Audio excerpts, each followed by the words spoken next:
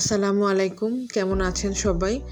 এই ব্লগটা আমাদের হচ্ছে সিলেট যাওয়ার সময়। সিলেট মূলত এটা সিলেট মেইন শহর থেকে যাওয়ার পথেই আপনারা অনেক বেশি চা বাগান দেখতে পাবেন।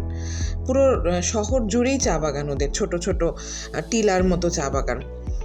আর এখানে আমরা যখন যাওয়ার পথে, আপনি যখন সকালবেলা রওনা করবেন, আপনাদের যে হোটেল থাকবে মাজারের সামনে, যদি আপনি হোটেল নেন, হোটেলের একদম সামনেই আপনি সিএনজি পাবেন। 2,000 থেকে 2,500 টাকার মধ্যে আপনি খুব ভালো সিএনজি এবং পেয়ে যাবেন 4-5 জনের জন্য।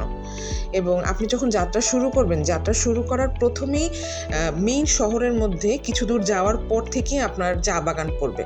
মানে চা বাগানগুলো এত সুন্দর, সবুজ। আপনার সিলেট শহরটার সবচেয়ে সৌন্দর্য হচ্ছে মানে চারিপাশ সবুজ, এত সুন্দর সবুজ, এত সুন্দর আবহাওয়া, এত সুন্দর বাতাস।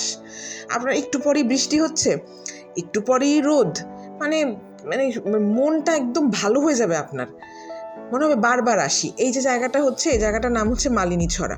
এটা হচ্ছে একদম মেইন শহরের মধ্যে, কিন্তু সমস্যা হচ্ছে এখানে আপনাকে দাঁড়ায় ঢুকতে দিবে না। যেমন আমরা একটু দাঁড়ায় একটু বলে একটা ছবি তুলছিলাম, তারপরে আমরা আবার রওনা দেই। মূলত আমরা তখন যাব হচ্ছে বিছানাকান্দি, সাদা পাথর, আর হচ্ছে আপনার খাসিয়াপল্লী। আর যাওয়ার পথেও আমরা অনেকগুলো চা বাগান দেখি, কিন্তু বারবার এত সিএনজি দাঁড় করে আসলে দেখাটা সম্ভব না, এটা সম্ভব হয় না অনেক সময়। যেমন এই যে আরেকটা চা বাগান পড়লো, আপনাকে ঢুকতে দিবে না, আর ঢুকতে দিলেও আপনাকে সেভাবে ছবি তুলতে দিবে না। কিন্তু এই যে খাসিয়াপল্লীর সবচেয়ে মজার বিষয় হচ্ছে জানেন, এখনও সেখানে মানে জমিদার প্রথা চালু আছে। জমিদারের আন্ডারেই ওদেরকে সব কাজকর্ম করতে হয়। এবং এই খাসিয়াপল্লীর ভিতরেই হচ্ছে আপনার এই আরেকটা চা বাগান আছে, কিন্তু সেই চা বাগানটা আবার টিলার মতো না অতটা। সেই চা বাগানটা হচ্ছে ফ্ল্যাট, আপনি ঘুরে ঘুরে দেখতে পারবেন। ওইখানে আবার চা খাওয়ার ব্যবস্থা আছে, চা পাতা কেনার ব্যবস্থা আছে, কিন্তু আমরা ওইখান থেকে কিনি নাই। আমরা মাজারের সামনে থেকেই চা পাতা কিনেছি। এই রাস্তাটা এত সুন্দর, খুব ছোট, কিন্তু কি চারিপাশ আপনার একদম হচ্ছে সবুজে ঘেরা।